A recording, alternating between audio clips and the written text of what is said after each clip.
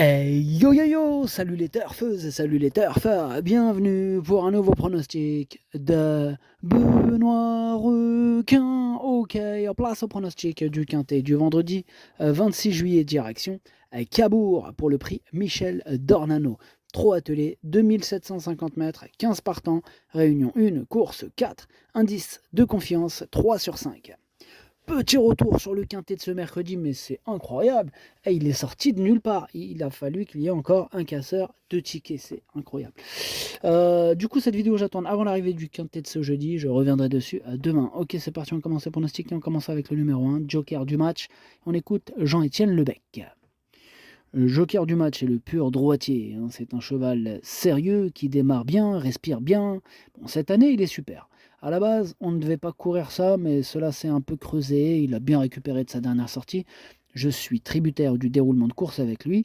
Je pense que cela va être dur de gagner, mais avec l'aide d'un bon parcours, il devrait être dans les 5 premiers. Eh bien, ce numéro 1, je l'ai retenu, il me plaît bien. Je pense qu'il peut en faire souffrir plus d'un sur sa route, sinon je ne l'aurais pas mis cinquième. Voilà, j'y crois. On passe au numéro 2, Johnny Duvivier. On écoute Marius Coignard. Johnny Duvivier, il a pris un mur à Agen dans le tournant final alors qu'il avait des ressources. Bon, il était parfait et collé un peu dans une main. On a fait des soins depuis. Enfin, pardon, il n'était pas parfait et collé un peu dans une main. On a fait des soins depuis. Il est vraiment très bien au travail, il découvre une opposition dans ses cordes, il a fait ses preuves à Cabourg, je lui laisse un peu de confort aux antérieurs cette fois, il aura des œillères descendantes pour la première fois. Passe numéro 2, c'est tout simplement lui mon préféré, c'est lui que j'ai installé en tête de mon pronostic. On passe au numéro 3, Jean-Baptiste Danover, et on écoute Stéphane Provost. Jean-Baptiste Danover a couru proprement à l'Agassi dernièrement alors qu'il rendait la distance. Il avait encore besoin de cette course pour retrouver son top niveau après un arrêt au printemps. Ici, il découvre un bon engagement, tous au même poteau, c'est une belle course.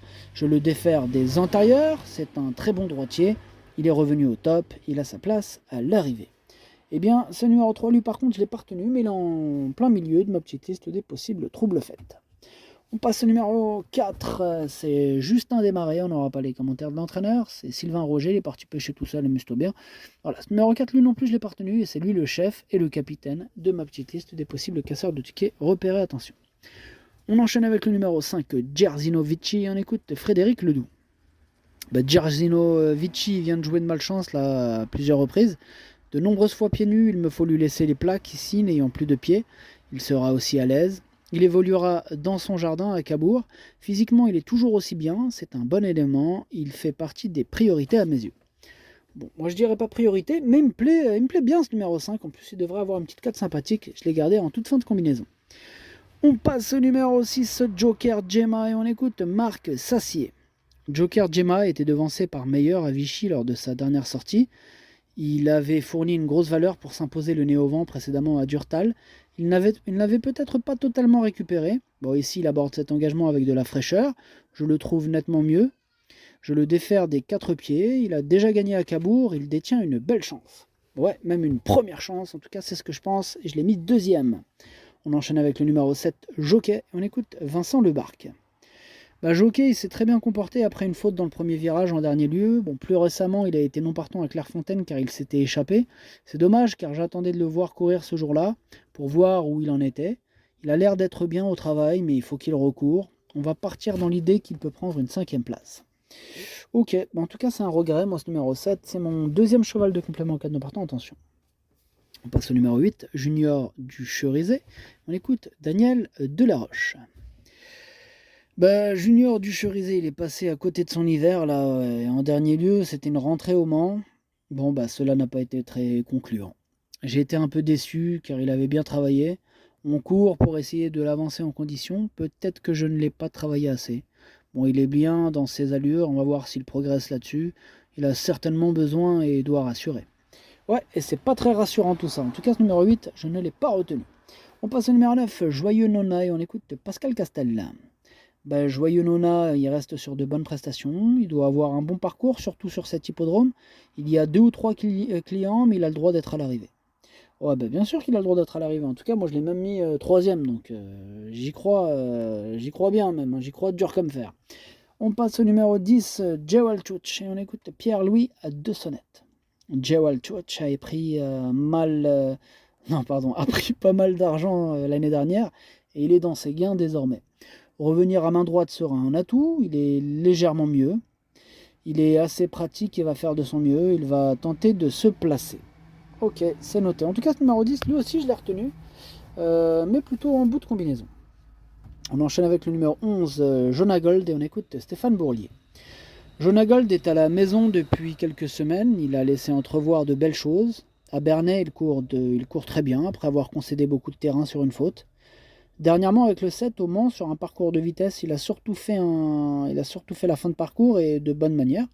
Il se plaît à droite, je l'aime bien, il est à même de disputer les premières places. Ce numéro 11, lui, je ne l'ai pas retenu, faut bien faire un choix. Il est à l'arrière de ma petite liste des possibles troubles faits. On passe au numéro 12, Jetpack. On écoute Arnaud Bourdet.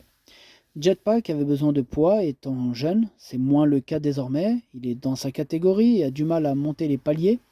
On le présente en province, ce n'est pas un gros débouleur, il faut voir comment cela se déroule. Je signe pour une petite place. Il signe pour une petite place, en tout cas ce numéro 12, je ne l'ai pas retenu, c'est lui mon gros regret, c'est lui mon cheval de complément, car ne portant attention possible cassage en vue. On passe au numéro 13, Jotun du Dôme, et on écoute Philippe Dojard.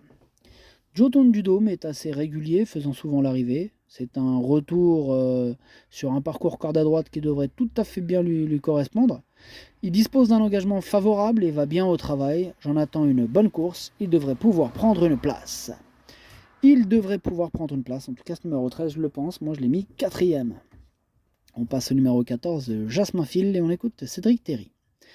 Jasmin Phil, il va se plaire à Cabourg, il n'est pas déclassé, mais cela se passe bien. Si cela se passe bien, je pense qu'il peut prendre une bonne place. Il ne faut pas le juger sur sa dernière sortie, il s'est en effet montré fautif à la Volte.